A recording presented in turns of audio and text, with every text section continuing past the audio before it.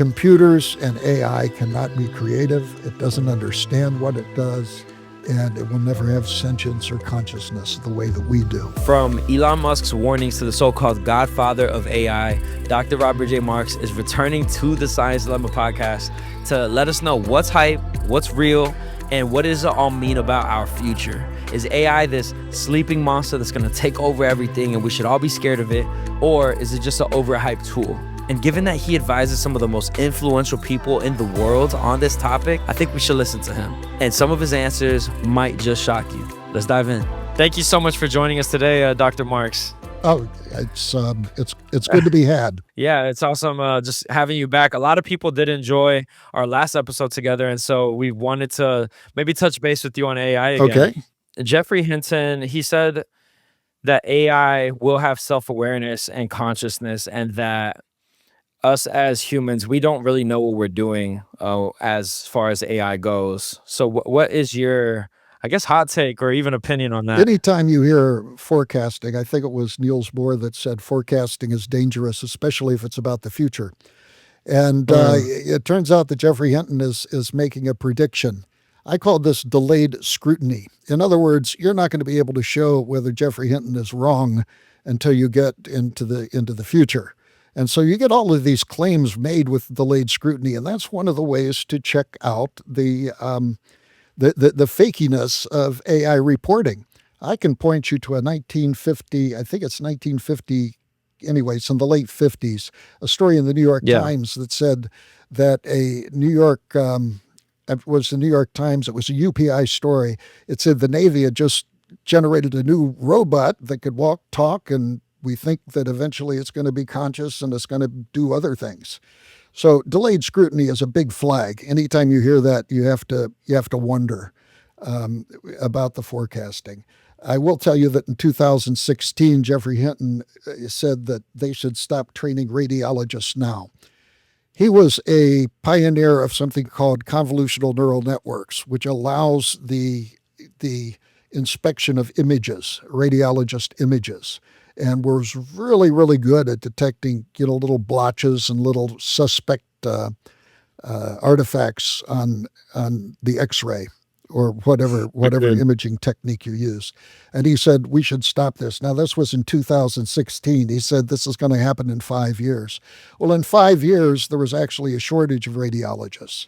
Now, radiologists are using AI as a tool right now, but it certainly hasn't replaced the radiologist at all. So he has a history, at least for that example, of making forecasts which don't come true. And again, anytime you hear delayed scrutiny, this is going to happen in 5 or 10 years or whatever. This goes back to the 1950s about AI because there's all this hype associated with it. And you should take it with a grain of salt. That's one way to determine the validity of an AI argument and an AI forecast. So before we dive in, go ahead and follow us so that you never miss an episode. Also, we have an exclusive membership for the podcast. Basically, every week we'll send you a resource alongside each episode, and then there's other benefits as well. Plus, you're just supporting what we're doing. So if you'd like to do that, we have a link for you to click. Also, if you just want to get a taste of what that would look like to be a part of the membership, we have a free member packet download. That's also going to be in the description for you so that you could check it out. The next video or the take that I saw was basically that AI is an existential threat to humanity, and it's something that we have to think about sooner rather than later. Sure. This is a prediction which I've heard a number of times. One of the people that did this was Stephen Hawking. He said that AI is going to write better AI and become super intelligence. And I believe that claim about AI being an existential threat was made by Elon Musk. And so I don't know. Nobody ever says how it's going to be a existential threat. Nobody says how it's going to do this. It's going to some way kind of come over and take over and things of that sort. I just got a briefing from one of my colleagues that visited the Golden Dome. Are you familiar with the Golden Dome? The idea that where they're going to put weapons across the United States, kind of like Israel's Iron Dome. Similar to Israel's. Yes, exactly. And one of the things that they decided, and I think this is great, is that In their AI systems, they are always going to have, when possible, a human in the loop.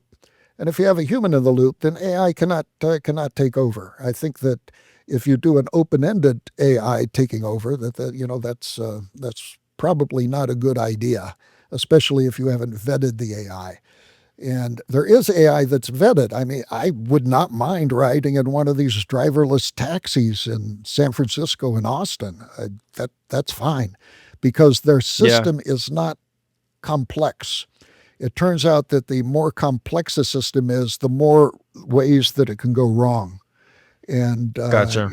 and that has to be vetted. And I think that the self-driving cars have been vetted very well, whereas the AI Grok and Chat GPT are so complicated. I mean, billions of knobs which you turn in order to get the thing to work right.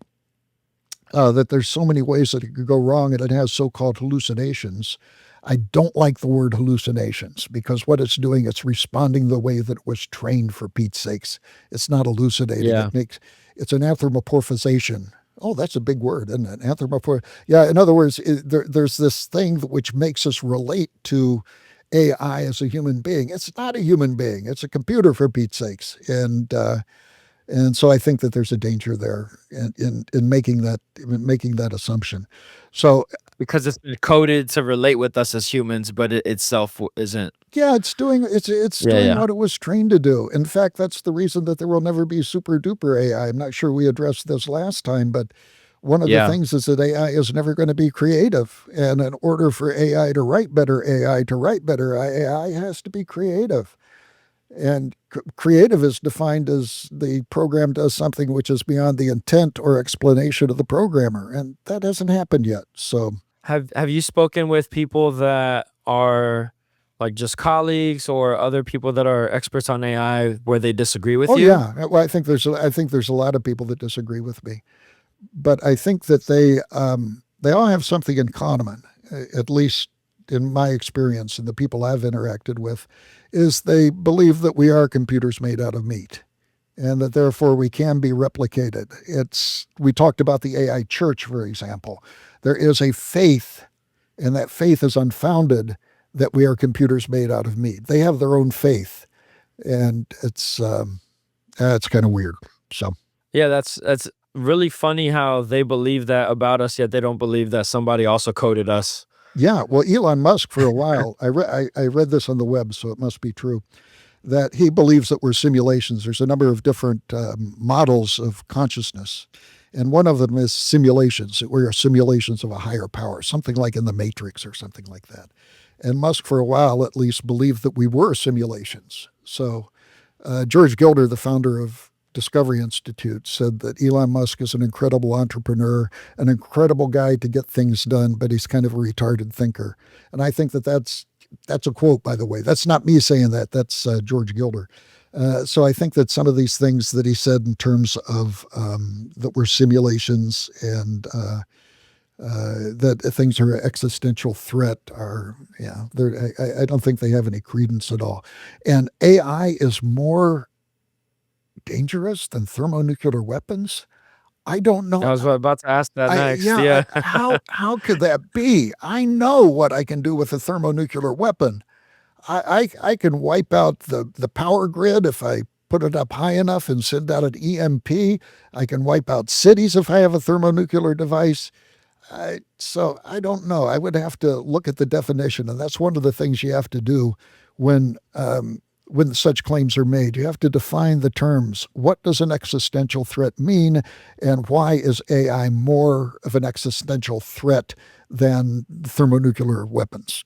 What's your take on what Elon said, since we're discussing some of his takes, is on the democratization of artificial intelligence and I actually agree with that. There is something coming out now which is called big AI. You've heard of big pharma, big business. There's big AI that would include things such as Amazon, OpenAI, which is the father of ChatGPT, I think Grok. And these are very powerful companies, and they require lots of money in order to operate, because they need lots of power consumption in order to do things. Well, I think that it would be a big mistake to put them, big AI, in control of artificial intelligence. That would kind of push out the small entrepreneur, the inventor, the person that can apply some of these things. And I just hope that indeed legislation doesn't favor AI to the point that it's favored other big businesses. I mean, are we going to get to the Mm, point where they say big AI is too big to fail? Right? Yeah, yeah. you don't Yeah. want to go there. I don't think. Would that also be just dangerous for any of us in the sense of not even just them keeping the people out, but would they be able to weaponize it? Is that also an issue, or what would be the worst part Well, of it is. big It AI? can be weaponized, but it turns out a lot of the AI that's available, a lot of the algorithms are available free for download. You Yeah. can even large language models. Some of the software that you get has large language model sort of capacity. And there's let's see, there's TensorFlow is one of them, and I forget what the other one is, but they just have a big library of AI algorithms that you can download and use in any way that you want to. Is it close to being democratized? Well, in that sense, it is. In that sense, it is. But if, for example, there is a control of artificial intelligence by legislation, the last thing we need in the government is another oversight committee or another oversight agency. I think that the developers of AI need to be held responsible for their products. And if their products screw up, then you should be able to go after them. And there's different levels of scrutiny that you have to look at and determine the degree of scrutiny that must be applied. So why is there, because you mentioned that, so OpenAI is in charge, or they're the ones that are responsible for not Grok, ChatGPT, and Elon was part of that, right? Or he was one of the Yeah, founders. Is and that he's all correct? irritated that it was first of all going to be like open source, and that they changed the Yeah, I've rules heard. after they took over, and Yeah. they're keeping all their code and everything confidential. But I tell you, it's incredibly impressive if you've used it. I mean, just Is that astonishingly the one impressive. that you would say is like, is that because it's the most popular one that's being used, or is it functioning at a better rate than Grok and Claude and Well, I others? think that Grok just came out with a new set of software where you could take a photograph and make a movie out of it. They were really kind of cool. I gotta try Yeah, that. so I think in special areas that other AI outshines it. I would say overall that ChatGPT, in my experience, is probably the best. Just for overall. But Mm, there's specialty yeah. sort of operations where you can go elsewhere and get better results. Does it really, what part of the trust of Sam Altman, like Elon saying he doesn't trust him, would affect the common user or consumer? Like, Oh, well, that's another thing. We talked about delayed scrutiny as kind of a flag for a deep fake and such. You also have to consider the source. Okay, Sam Altman is the CEO of OpenAI, which is responsible for ChatGPT. He's going to do everything he can in order to increase his visibility, to advance his company. And Elon Musk is also famous for doing that. I think back in the days of Tesla, he made a lot of claims about self-driving cars, which were kind of hyperbolic. So yeah, consider the source. And these people want to advance their businesses, advance their interests, and they're gonna do that. So consider the source and delayed scrutiny. I have a chapter in my book, by the way, of detecting deep fakes, and that's one of them, or detecting claims which are false, and delayed scrutiny and consider the source are two of them. So yeah, they're going to come out and they're going to be positive. They are not disinterested people. yeah, that makes sense. They're not necessarily going to be like, hey, what I'm doing isn't going to Yeah, work. yeah. Yeah, exactly. They're gonna do self promotion, which is what they should do. I don't fault them for it, but if you're the CEO of a company, you want to laud your company and tell the world how great you are. I saw this video by Joe Rogan where he had said, or they were, I think it was him and a guest, they were watching a video of a AI speaking a language that it wasn't trained to learn. I'm sure, yeah, you saw it too. I did see it too. I'm not familiar with the specific case they're talking about, but I can talk. I Yeah. can talk about a case a few years ago where it Okay. made the news cycle, and it was everywhere. Two AIs learned a language where they talk to each other, and this made it everywhere. It was on UPI and New York Times and a number of other places. And somebody who was smart actually went to the guy who coded it. He said, "That's a bunch of baloney." He said the AI was going kablooey and screwy, and I just shut it down. And that wasn't the way it was reported. The report was that the AI scientists were so scared of what it was doing that they shut it down. He said, no, it was screwing up, and they shut it down. And of course, that retraction did not make it in the news cycle as much. Is that the video where it was like two people had AIs like on phone calls or whatever, and they were talking to each other, and then they were using sound bites to speak more efficiently? Is that what the one Well, that you're talking no, about? no, no. This was something else. I think that the what you're talking about was an exchange in English where a chatbot would be talking to another chatbot, and you could actually simulate like Socrates talking to Einstein or something like that. And that was really interesting. Yeah, so, sometimes the news that's being just thrown around, I mean, we said this last time, I think is what you explained to us is some people are gonna run with the news so that they can get all the clicks and views that they want. Yeah, that's the other thing is outlandish claims you have to be careful about because these people want clickbait, and sometimes they'll make outlandish claims that you think, oh, I got to learn more about this. And you click on it and you see more of their advertisements and they make big bucks. So speaking about outlandish claims, I'm sure that you've already looked at Google's quantum computing, uh, what is it, the quantum Quantum computer? Is that what computing, it's yeah, called? and parallel universes. Yeah. Yeah. And so how does that work? I mean, could you explain some of that to us? Okay, I explain quantum computing by talking about the movie Mystery Men. Have you ever seen the movie Mystery Men? It's No, but I'll definitely write that it's down. a story about these superheroes with superpowers that weren't so impressive. Like there was the shoveler played by William F. Macy, and he was able to hit people with shovels really well. So it was really funny. But one of them was a guy called Invisible Boy, and he was interviewing to become part of the team. And they said, "What's your superpower?" He says, "Well, I'm visible. I'm invisible." He says, "We can see you." He says, "Yeah, that's one weakness. I'm not invisible unless somebody looks at me." So if somebody looks Hmm. at him, he becomes visible. So that's kind of the way it is with quantum computing. Quantum computing lives in this universe where you can have all sorts of different levels, if you will, of computation. And when you look at it, there's a collapse, and you get one of the elements of computation. And so this is what they call the parallel universes, if you will. There's a couple of at least two models of quantum computing I'm familiar with. One is the Copenhagen model, which says that it's just uncertain and it's going to collapse. There's another one that says every time you do a collapse, then that spins off another universe, and I just find that totally ridiculous. As far as quantum computing, I still have my doubts. I first heard about quantum computing 30 years ago, and they have been trying to develop quantum computing since then. I see YouTube videos of people that are bailing from quantum computing because they're kind of disillusioned. There's this assumption that quantum computing is going to replace your laptop and do things 20 times as fast. No, it's very good on specialized sort of problems. And you have to set up these specialized problems so that when the collapse occurs, it gives you something meaningful as a result. And so that's quantum computing, and at least that model of parallel universes.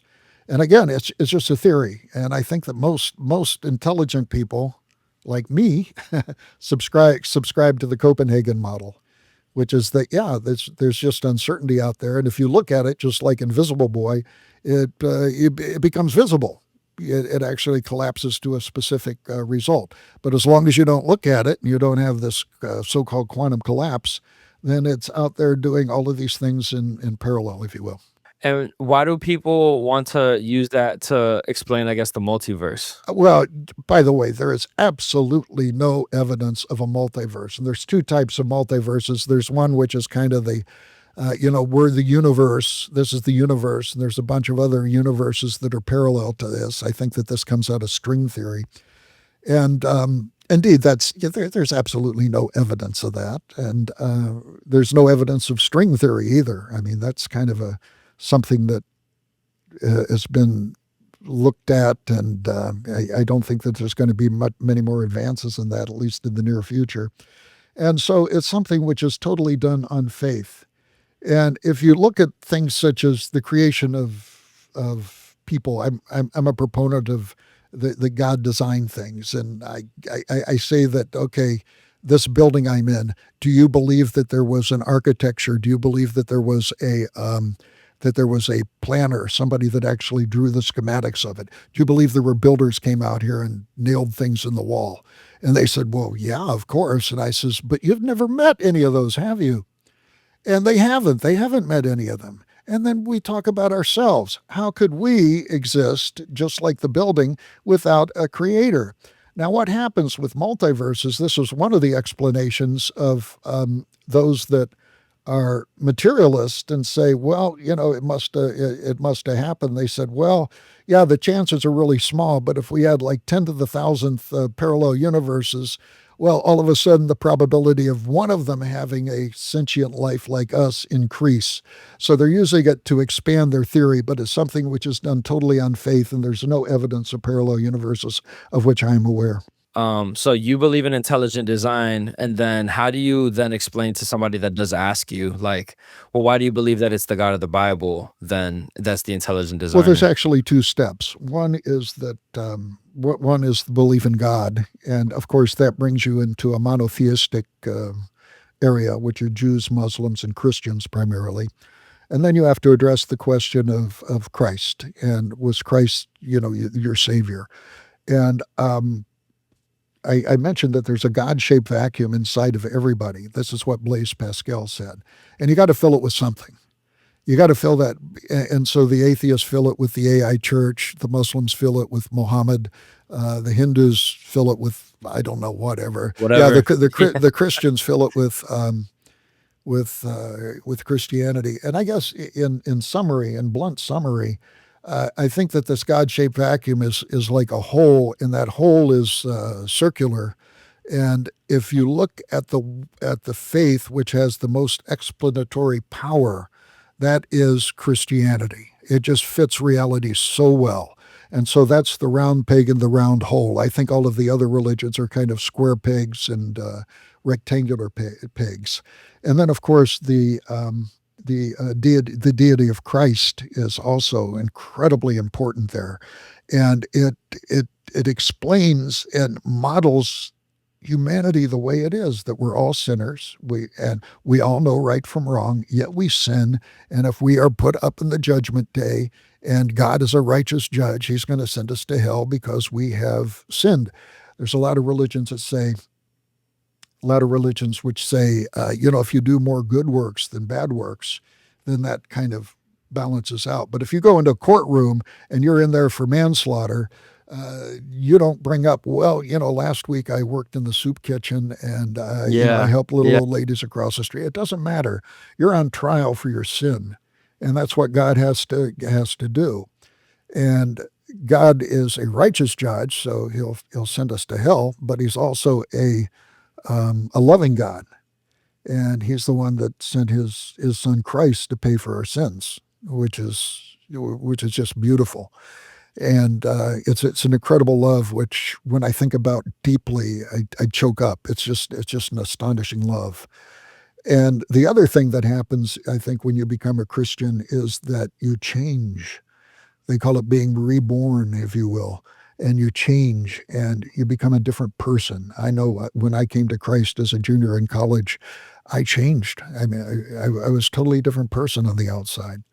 So I think that those are strong evidences. And there isn't the intelligent design evidence about Christ, but I think Yeah. the evidence historically, in terms of the way it describes us and the way it describes humanity, in the life-changing events. I mean, people say, what's the most convincing thing you've had about Christianity? It was my own conversion. I Mm. can't share that with them, they said, you're just proselytizing or something like that. So, Well, that's the reason I asked that is because yeah, intelligent design takes us to a point, and then from there, yeah, and then from there we have to then make that decision on okay, who is this right, designer? exactly. And And so I think it's yeah, more of a soft, like intelligent design is hard. I think that the evidence for the existence of God is just overwhelming. In fact, Frank yeah, Turek wrote a book called, what was it? I Don't Have Enough Faith to Be an Atheist. And yes, yes, it was a great book, and it's true. Because in order to be an atheist, you got to believe that we're here by a cosmic accident. That's yeah. that's really And rough. there's a lot of really good accidents that are continually happening for this to sustain. My last question on just the topic of AI alone, well, maybe not my last, but close to my last would be, does it have a shadow self? I know I sent you a video where they Oh asked, gosh. it was, yeah, it was something. The page watching it was just doing their conspiracy page. They have fun with that stuff. But the reality is people are truly believing this, that it has a shadow self. Well, let's talk about that. We applaud AI when it can write a good paragraph or a good page describing fiction. And we have to remember that AI has been trained on all of the fiction in the world. In fact, we've kind of are using up that fuel that's used to train AI. We've used most of the available prose in the world. Um, and so, do you think that it has ever read a science fiction story about somebody having a shadow self, about AI? And so, what it's doing is just repeating itself. So, AI can't be creative. It cobbles together little pieces of things which it has learned. So, I'm not surprised that it would do that. We're afraid of it, but we applaud it when it writes good fiction. So, you can't have it both ways. You can't say that in one case is true and the other case is fiction. Yeah, that's interesting because you make a really great point when it's we're applauding it for very simple, well, simple but still complex. But then we're also imagining that it's just creating this whole entire divided version of Yeah, itself, it's crazy.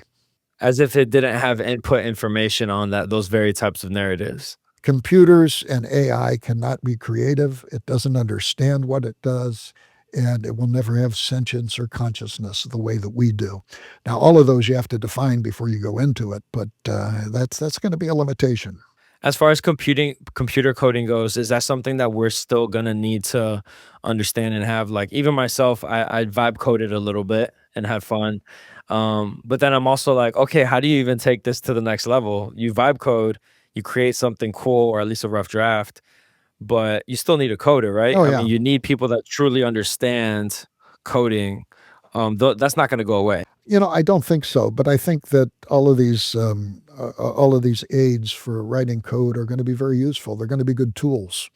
And I have not coded myself for a number of years. That's what my graduate students do, but they say that the coding is getting better and better and better in these large language models, and it's just frankly astonishing. But it's going to be something which is used piecemeal, and even the human intellect is going to have to cobble together all of these different pieces in order to generate the program that they want to generate.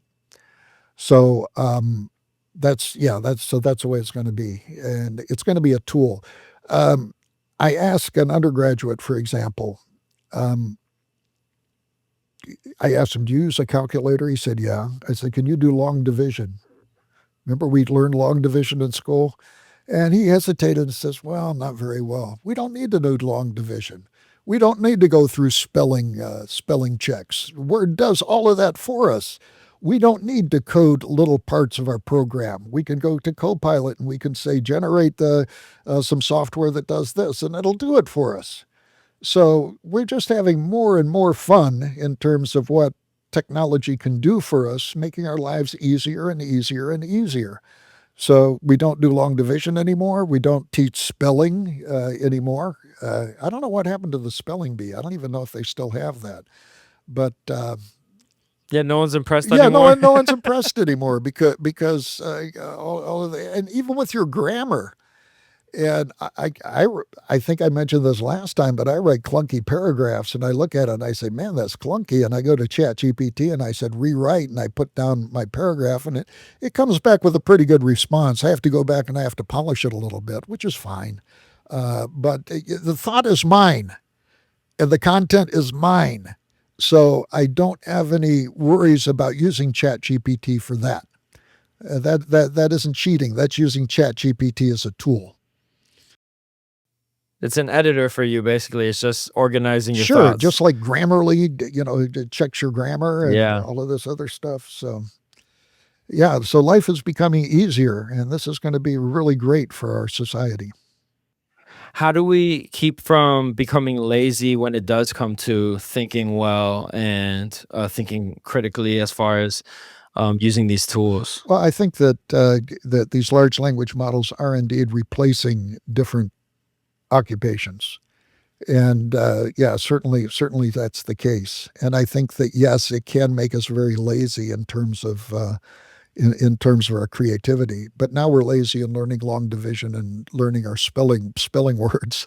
So I'm not worried about that. The question is will it diminish our overall work ethic? And I hope not.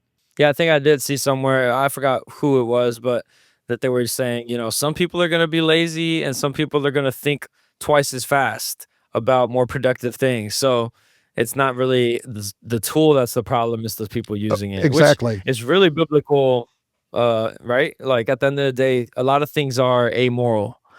Eh, Yes. And AI, as everybody said, it's a tool. It's an incredibly powerful tool, but it's like any other tool. You can use it for good, you can use it for evil, you can use it for all sorts of things. My last question to you is, do you have anything that you're working on or teaching that would be super interesting for us to hear about from Well, you? I do some work for a contract with the DoD. Unfortunately, it's called, let's see, what's the word? It's unclassified but sensitive. So I can't talk about it. Ah, Okay, everybody, we don't get any government yeah, no, secrets? everybody in the it isn't the requirement from the government is everybody in our group must be a U.S. citizen. So we can have no foreign nationals. So it's a pretty low bar to get to. But I'm hesitant to talk about the specific stuff. Understood. We'll respect Okay, that. good, good, good, good. Well, thank you so much for joining us today and just giving us some more insight on how to be thinking about AI. I've met a lot of people that are, I mean, buying into some of the hype or the narrative that's making some people fearful.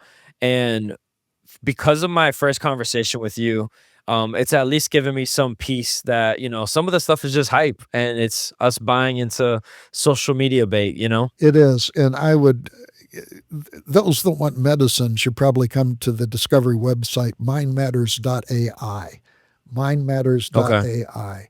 And there we have a lot of people that are kind of like minded to me. I'm thinking of Gary Smith at Pomona College, Wesley Smith, who you mentioned, and some other people that actually write about the limitations. And these are highly credentialed people. So it's something you can trust. I think it takes away the facade of AI and its mysteriousness. Yeah. So Thank you again, okay, sir. thank you, Alan. Take care.